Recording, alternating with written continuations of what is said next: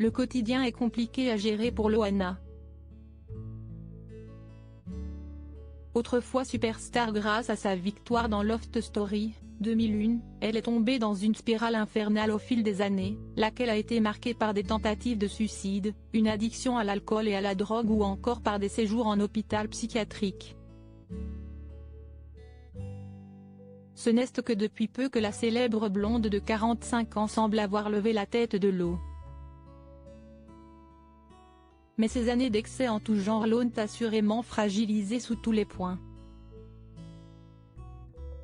Et notamment financièrement. Lors d'une interview accordée au magazine Public, elle a révélé se trouver en difficulté. En tant qu'artiste, si est difficile. Il n'y a plus beaucoup de concerts et d'émissions de divertissement. Aujourd'hui, je suis hors ça. Je fais quelques dédicaces sur le site Vidéo, mais ce revenu mensuel n'est pas énorme, a-t-elle reconnu.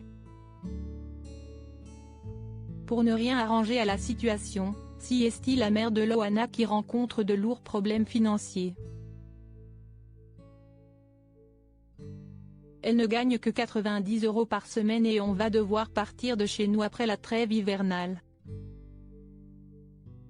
Il faut que je la place, j'ai trouvé un foyer pour seniors pour dans quelques mois, a-t-elle annoncé. Je suis réellement malade. Après ces confidences pour le moins inquiétantes, Loana a été contactée par Guillaume Janton dans le Morning sans filtre sur Virgin Radio. Ce dernier lui a alors demandé s'il n'était pas possible pour elle de trouver un travail.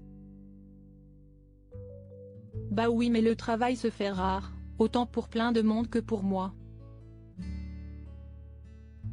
Tu sais, moi si je devais redevenir danseuse sur les podiums, ça me dérangerait pas, lui a-t-elle assuré. Loana ne rechignerait pas non plus à l'idée de devenir caissière ou boulangère par exemple. Mais problème, sa condition l'empêche de travailler. Celle-ci fait partie de la liste des maladies invalidantes reconnues par la MDPH. Parce que je suis bipolaire et à partir de ce moment-là je ne pouvais pas faire un travail fixe, a-t-elle précisé. Je suis bipolaire à tendance schizophrène.